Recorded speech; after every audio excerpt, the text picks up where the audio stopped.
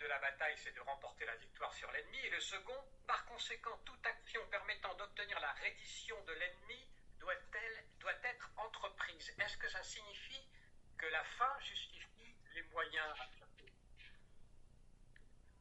C'est un, comment dirais-je, un stigma. La guerre est en soi quelque chose de terrible. La guerre aurait pu ne jamais avoir eu lieu dans l'humanité. Mais le fait est qu'il y a des guerres sur Terre. Et quand il y a guerre, il y a violence. Et l'application de la violence contre la violence est une valeur morale. Ce n'est pas une fin qui justifie ses moyens. C'est une fin pour pouvoir enfin se débarrasser de ces moyens dont nous ne voulons pas. Nous ne voulons pas de la guerre. Nous voulons finalement une fin qui est celle de la paix. Vous savez très bien que le nom de Dieu dans la tradition hébraïque, c'est Shalom, c'est-à-dire la paix. Et s'il y a des moyens parfois qu'il faut employer qui sont une certaine application de la violence, c'est parfois nécessaire. Ce n'est pas une justification, mais c'est une nécessité. Il est parfois nécessaire de faire peur à ceux qui voudraient entreprendre un génocide. Or, c'est exactement de cela dont il est question actuellement. Il y a une tentative, disons, commune, mutuelle, du djihad, du Hamas à Gaza, du Hezbollah au Liban, de l'Iran en Iran, et également de certaines organisations terroristes qui agissent aujourd'hui au cœur de la terre d'Israël. Tout cela est conjugué pour pouvoir finalement réaliser ce rêve de l'islamisme qui serait d'en finir enfin avec cet État qui n'aurait jamais dû exister de leur point de vue. Et donc, pour revenir à votre question, ce n'est pas une justification, c'est une nécessité. Votre point 3, le degré de force nécessaire dépend de ce que l'ennemi considère comme une perte. Lorsque la mort sur le champ de bataille n'est pas considérée comme une perte, mais plutôt comme une récompense, il est moralement légitime de frapper l'ennemi précisément dans ce qu'il considère, lui, comme une perte, et qui l'amène donc à se rendre. Vous faites allusion à quoi plus précisément, Rav Cherki, qui consisterait dans une perte dont vous parlez? Oui, c'est très important de comprendre ça. Dans l'idéologie du Hamas, mourir au champ de bataille est une récompense. C'est effectivement ce qui les attend, 72 vierges au paradis pour combattants tombés après avoir violé une juive, tandis que ce qui est effectivement considéré comme un échec, comme une perte, c'est de perdre du terrain. Parce que ce dont il est question actuellement, c'est une question territoriale. Le territoire d'Israël doit être entamé, il doit même être entièrement et ce qui pourrait être considéré comme un échec au niveau du Hamas, c'est de perdre du terrain. C'est la raison pour laquelle il est absolument indispensable que l'État d'Israël contrôle la bande de Gaza et annexe au moins une partie de ce territoire qui est historiquement un territoire biblique. C'est la seule chose, cette détermination d'Israël d'occuper le terrain qui serait capable de faire comprendre à nos ennemis qu'ils n'ont aucune chance de nous vaincre. Un petit mot encore sur votre point 4, toujours dans ces principes moraux de la guerre. Une population civile qui soutient la terreur, qui éduque à la terreur, fait partie intégrante des objectifs de la bataille. À partir de quand une population, un civil, est-il considéré comme soutenant la terreur, Rav Cherki? Eh bien, c'est tout simplement quand c'est une civilisation qui est organisée de ce point de vue-là. C'est-à-dire quand il y a un attentat en Israël, que des enfants sont tués, que le sang est répandu dans les rues, alors dans les villages avoisinants, on distribue des bonbons chez nos ennemis pour les enfants, pour les réjouir de ce qu'une attaque terroriste a réussi. C'est quand des terroristes téléphonent alors qu'ils sont en train de pratiquer une tuerie dans les kibbutzim à côté de Gaza, qu'ils téléphonent à leur maman leur disant « Maman, j'en ai tué 10 avec mes propres mains », et que la mère les encourage, que les familles encouragent les enfants à se préparer à être des shahids, c'est-à-dire des morts au combat pour l'islam. Tout cela, et quand ce qui est enseigné dans les écoles, c'est la haine d'Israël, quand les budgets versés par les nations sont employés uniquement préparer la prochaine attaque, à alimenter également les munitions et à enseigner le tir à des enfants, eh bien c'est une société qui dans son ensemble est condamnable, absolument. Un tout petit mot sur le dernier point, le 5e, les traités internationaux engagent les pays qui les ont signés. Cependant, contre des ennemis qui ne les respectent pas, il est moralement légitime de faire de même. Et pourtant, la loi du talion n'a pas été interprétée comme ça, mais il ne faut pas faire forcément à autrui ce que autrui a fait. Comment est-ce qu'on peut comprendre le fait qu'il faille se mettre à l'écart des traités internationaux pour la raison que l'ennemi, lui, ne les respecte pas? J'ai dit qu'il était moralement légitime de ne pas en tenir compte. Ça ne veut pas dire qu'il n'ait pas que c'est légitime sur le plan légal. C'est-à-dire c'est à l'assailli de se poser la question fondamentale de ce qui est permis moralement. Après, une fois qu'on a défini la finalité morale, c'est alors qu'intervient également la question du droit international. Mais le droit international ne prime pas la morale, c'est la morale qui prime le droit. La loi du talion dont vous parlez est souvent dénigrée dans la culture européenne.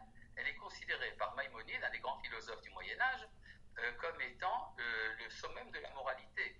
C'est-à-dire celui qui applique le mal doit savoir que ce mal se retourne contre lui.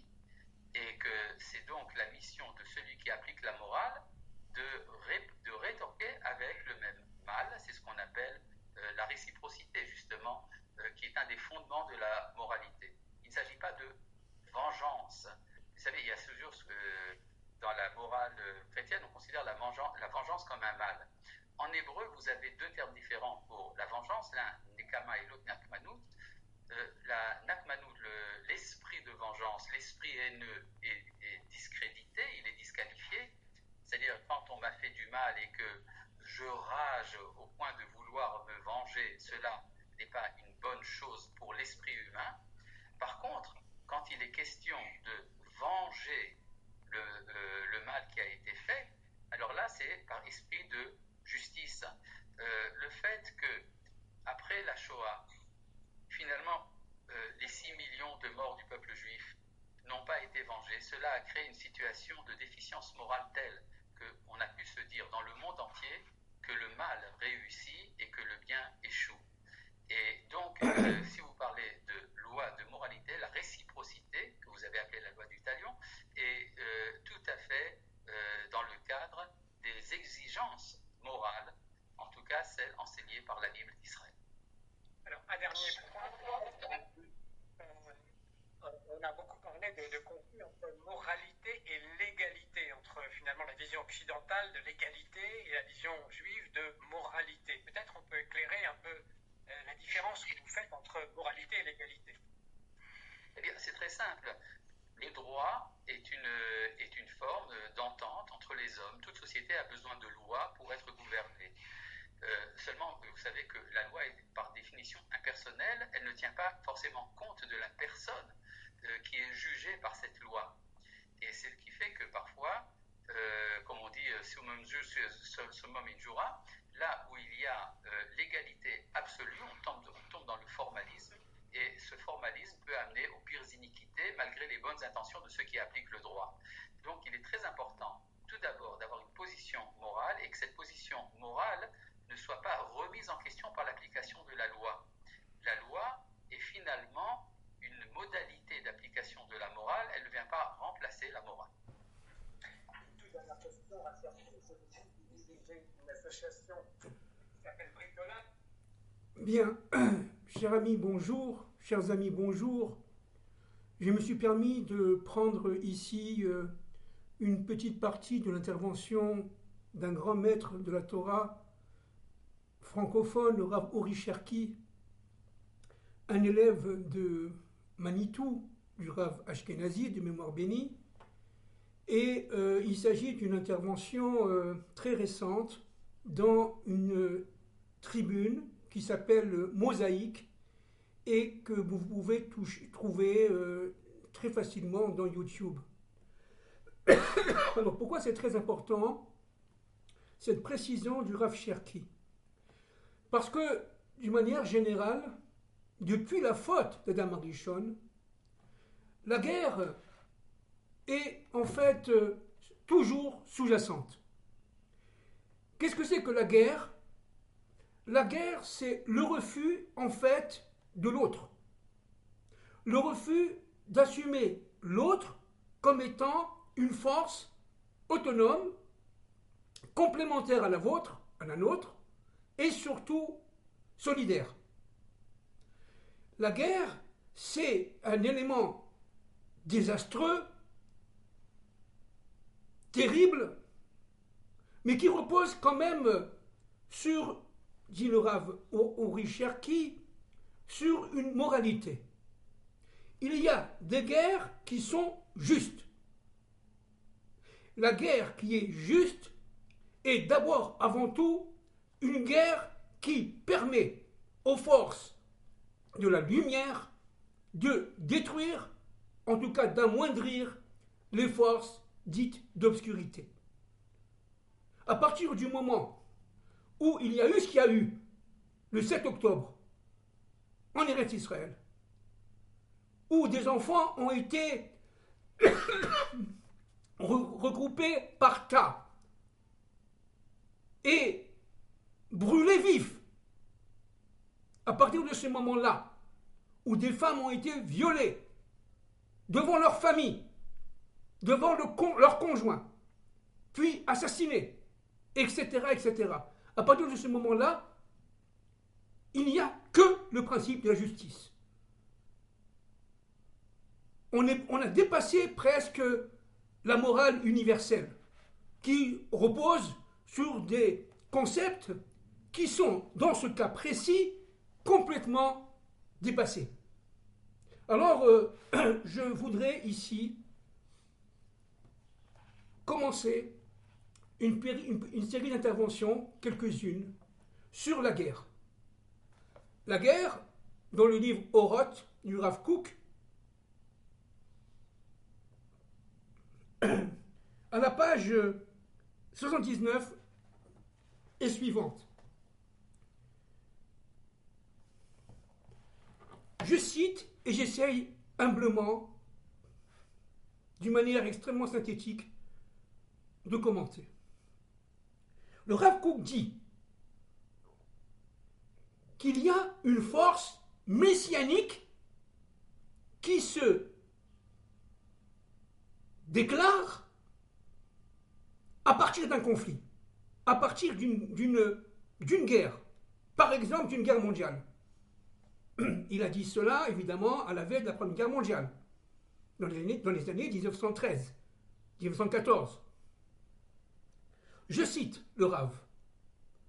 Dans une grande guerre a lieu, quand une grande guerre a lieu dans le monde, la force messianique se réveille. L'époque de la taille est arrivée. La taille des tyrans. Les méchants sont supprimés du monde et le monde, dit le Rav Kook, se parfume. Le chant de la tourterelle se fait entendre sur notre terre, Cantique des Cantiques, 2:12, Zohar, Parasha Vaikra, 4, 2. Que ça veut dire? En un mot. Ça veut dire que, en fait, les tyrans, les méchants, les forces du mal arrivent toujours cachées. Elles préparent leur coup, comme on l'a dit l'autre fois. Elles préparent leur action de domination, dominatrice, afin tout simplement de chasser Dieu, maître de l'histoire. Il s'agit là de la taille. Dieu intervient pour dire maintenant, ça suffit. Comme on taille le blé, on va tailler les événements historiques et les principes de domination. on va tailler les dictateurs et les méchants et les tyrans.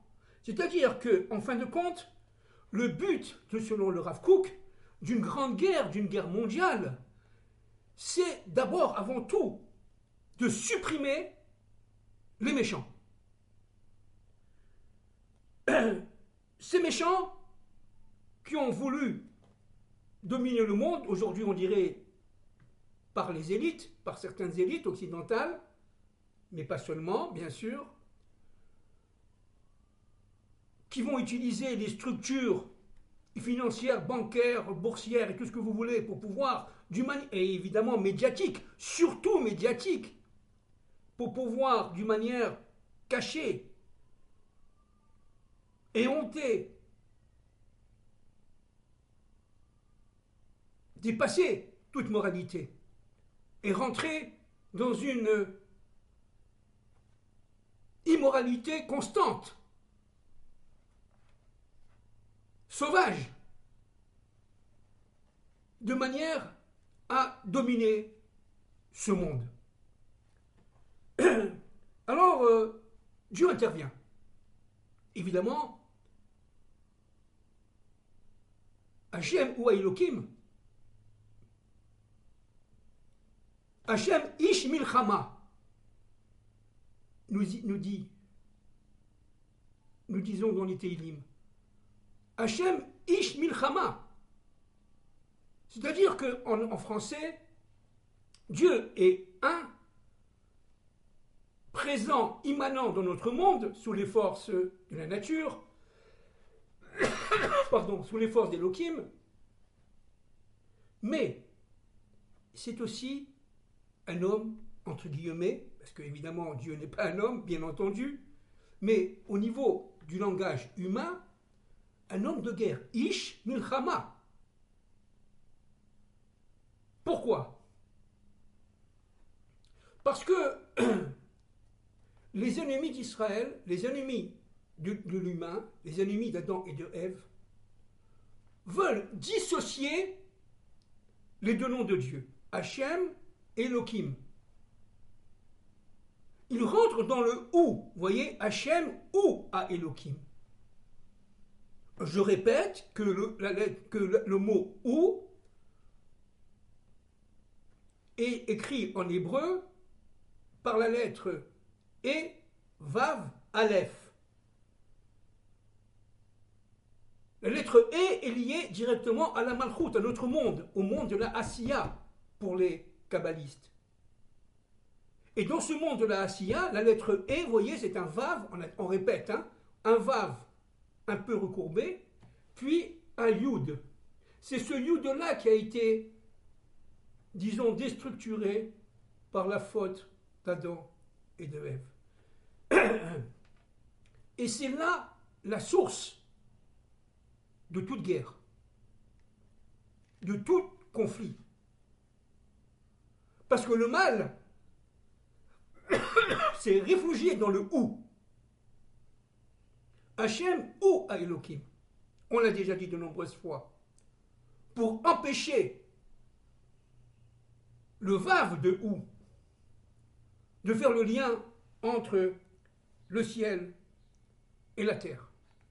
Et le Rav Kook dit que lorsque la guerre est finie, avec évidemment les catastrophes, les douleurs, les souffrances, les ignominies vécues par les populations, et notamment les populations civiles, eh bien, dit-il qu'il y a une sorte de renouvellement, une sorte d'esprit nouveau qui apparaît.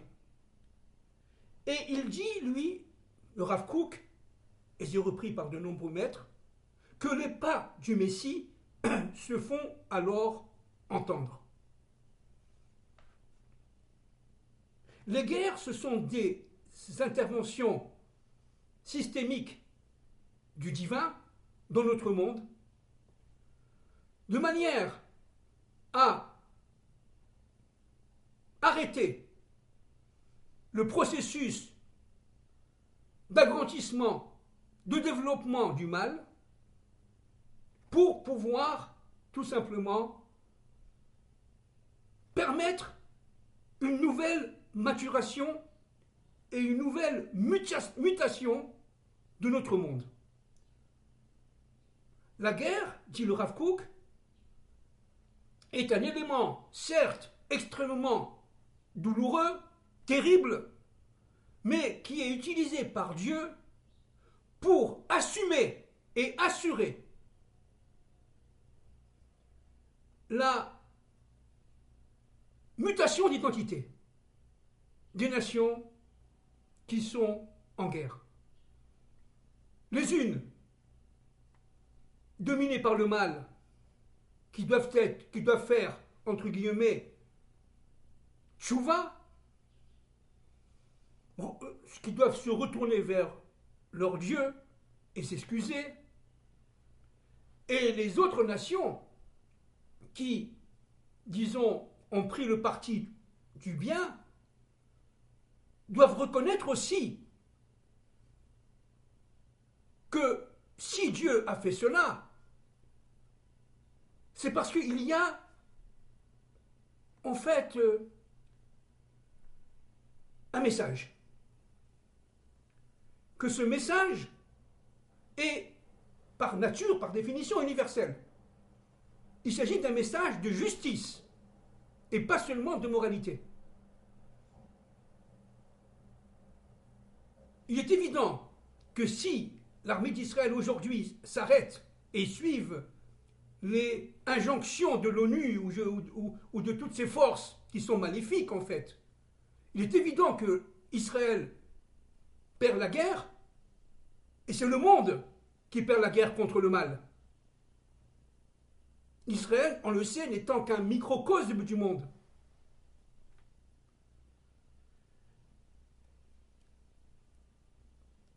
La guerre, lorsqu'elle se termine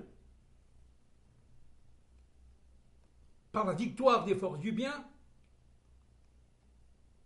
elle stimule une immense attente, une immense et profonde, disons, espérance. Après une émotion terrible, extrêmement douloureuse, survient une période de paix, la paix entre les guerres. Et donc, à ce niveau-là, il est important de comprendre que les peuples qui participent à cette guerre doivent être doués, dit notre maître, le Rav Kook, d'une profonde sagesse, d'une profonde pensée, extrêmement pénétrante, leur permettant à tous ces peuples de comprendre que la guerre est un instrument d'intervention de Dieu dans l'histoire.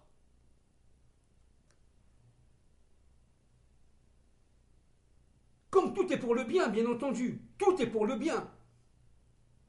Il s'agit d'abord, et peut-être avant tout, de faire scintiller par la victoire des forces du bien sur les forces du mal, de faire scintiller la lumière qui est dans la collectivité.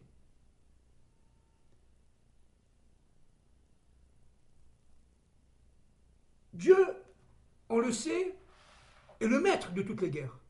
C'est le maître de toutes choses.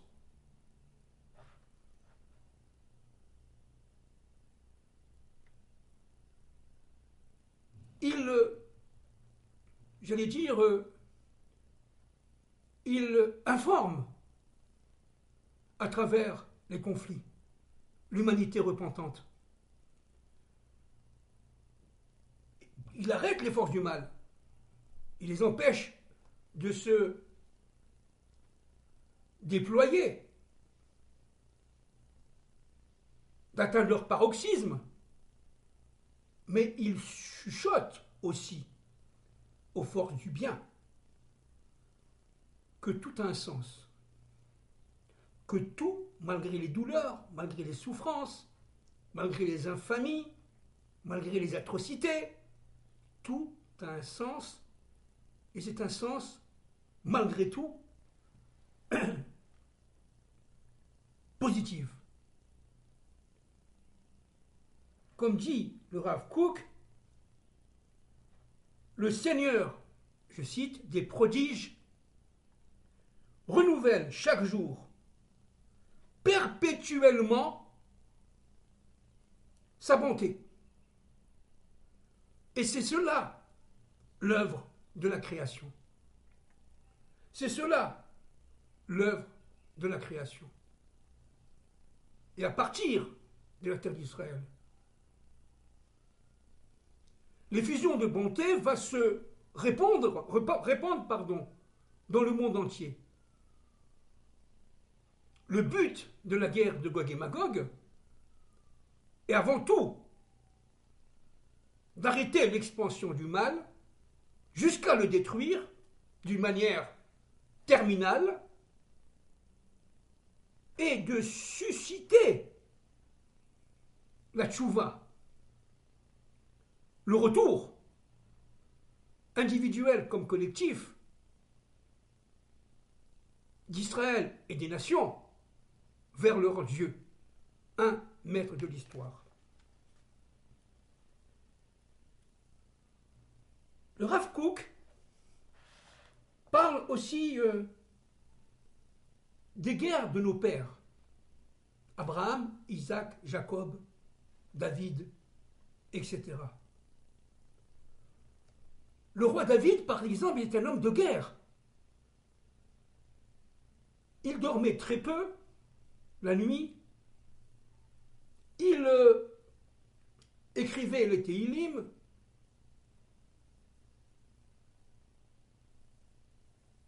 Et le jour, il se battait contre les forces du mal. Pour Dieu, toujours pour Dieu. Il n'avait absolument aucun souci de profit, d'expansion. Il n'avait aucune idée expansionniste. Il voulait tout simplement purifier la terre d'Israël des forces du mal.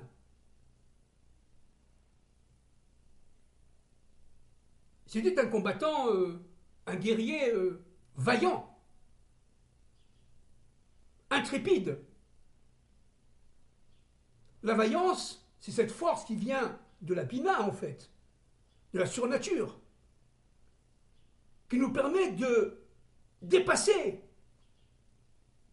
l'ordre naturel, les émotions de peur ou de panique ou de doute, et de fondre sur l'ennemi pour la gloire du divin, pour la gloire de Dieu.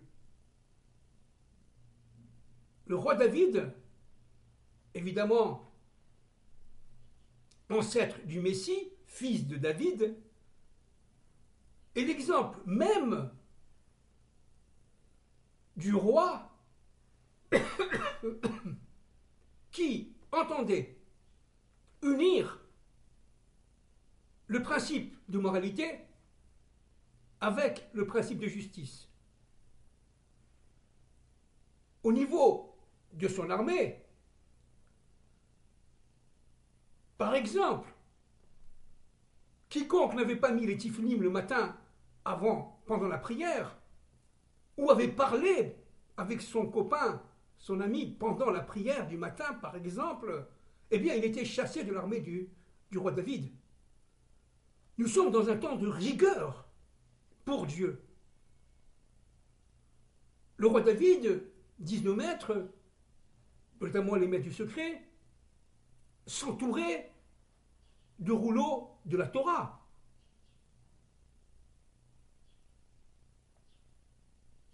Il entourait ses bras aussi des rouleaux de la Torah. Bon, évidemment, c'est codé. Qu'est-ce que ça veut dire? Ça veut dire que tout simplement, Il vivait pour la Torah, par la Torah. Et il répondait à Dieu à chaque instant, présent. Le roi David était un soldat, par rapport aux forces du mal, impitoyable. Et pourtant, il n'y a pas plus moral que le roi David. Il n'y a pas plus qu'humain que le roi David. Le roi David était un justicier dans la guerre. Et c'était un juge de paix et de moralité. Pardon. Dans la paix.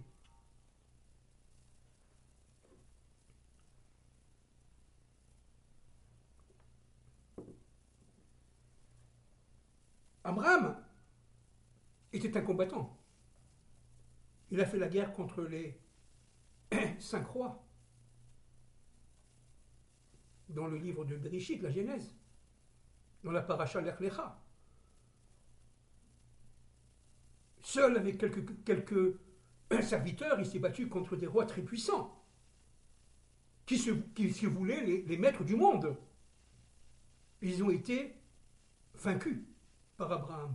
Abraham était un combattant. Moïse, pendant toute sa jeunesse, lorsqu'il était sous les ordres de Pharaon, il était un chef de guerre. Et lorsqu'il s'est sauvé en Afrique, parce qu'il était recherché par les services secrets de Pharaon pour avoir tué un Égyptien, Moïse a participé à des guerres tribales, prenant toujours le parti des forces du bien contre les forces du mal. Moïse est un homme d'action. Avant de devenir un homme de Torah, il a épousé la Couchite, la femme d'un roi africain qui a été tué à la guerre. Et pour pouvoir apaiser les souffrances de cette femme, il a épousé. Moïse était un homme du juste milieu. Il savait quand il fallait faire la guerre, et notamment contre Amalek, et il savait quand faire la paix. Et il s'agit évidemment de tous nos maîtres. Nous n'aimons pas la guerre. Nous sommes des hommes et des femmes de paix. Et cela à tous les niveaux. Nous faisons la guerre parce que nous sommes obligés de la faire pour qu'elle ne réapparaisse plus.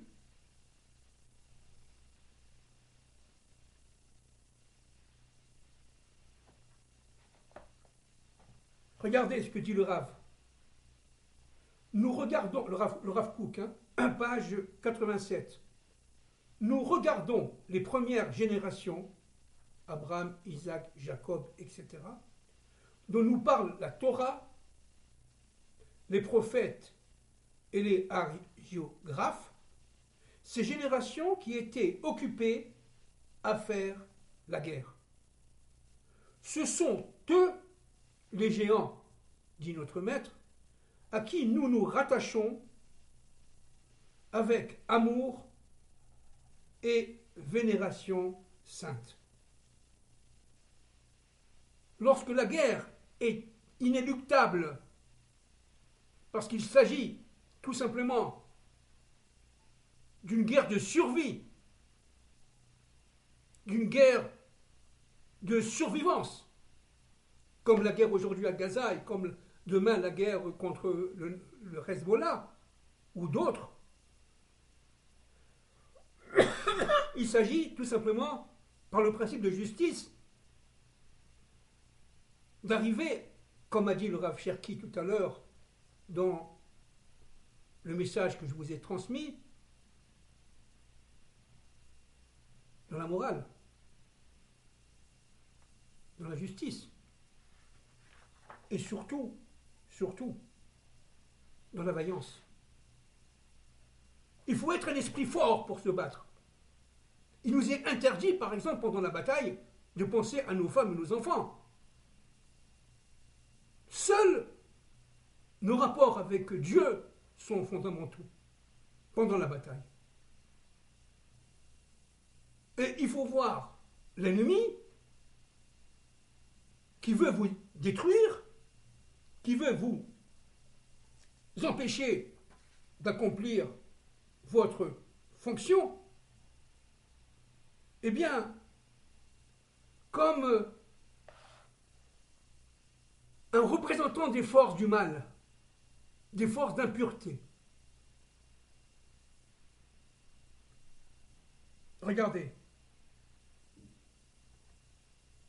si l'homme fait la guerre, pour se défendre, il ne s'agit pas évidemment d'exorciser ou je ne sais pas quoi, de faire la guerre parce qu'on a la haine en soi, on a envie de extérioriser ses pulsions. Pas du tout. Ça, c'est de la mauvaise guerre, ça, chas v'shalom. Mais la guerre qui est sainte, ce n'est pas une guerre d'expansion, ce n'est pas une guerre de domination, c'est une guerre de moralité. Il s'agit de se battre contre celui ou celle qui veut te tuer. Regardez ce que dit la Torah. S'il vient pour te tuer, la Torah, tue-le en premier. Sanhédrin 72a. Regardez ce que dit le prophète Jérémie 48, 10. Maudit celui qui retient son épée de verser le sang. C'est clair. Lorsqu'il faut se battre, il faut aller jusqu'au bout pour, tout simplement, en finir avec la guerre, en finir avec le mal, en finir avec le mauvais penchant, le Yetzer Hara. À la fin des temps de l'histoire, Dieu tuera le Yetzer Hara. Il lui tranchera la gorge, disent nos maîtres. Une fois pour toutes. Parce que le but, c'est la fraternité. C'est la symbiose. C'est la vaillance pour Dieu, pour l'humain, pour sa famille, pour l'autre.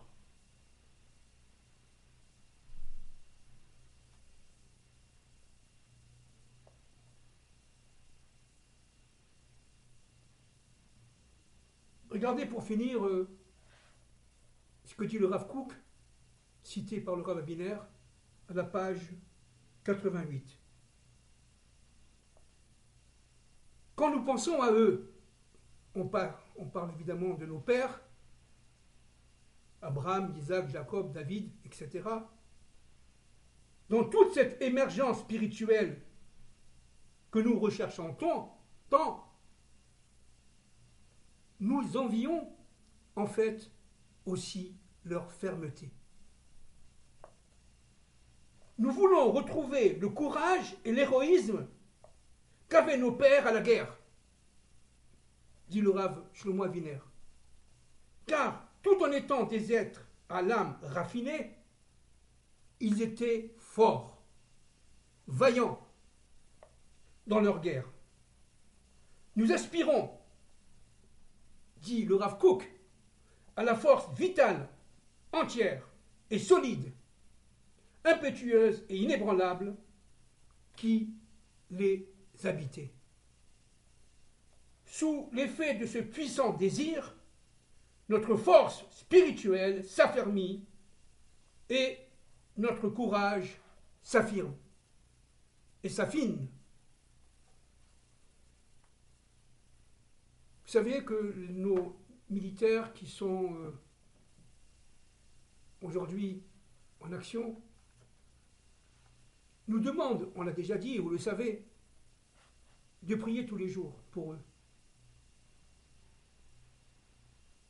Pour qu'ils rentrent à la maison en pleine santé, Bezrat Hashem, afin que ces guerres se terminent une fois pour toutes. Nous sommes des hommes de paix, nous les Hébreux. Nous ne sommes pas des hommes de guerre, à aucun prix. Mais s'il faut la faire, alors l'ennemi a en face de lui un soldat déterminé, vaillant, solide, fort, juste et moral. Et moral. Maudit soit celui qui est monstrueux, qui s'enorgueillit d'avoir violé des filles et des femmes devant leur mari et leur père.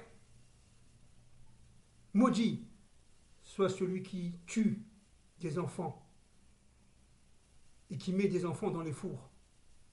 Maudit soit celui qui veut maudire l'humanité tout entière. Merci beaucoup.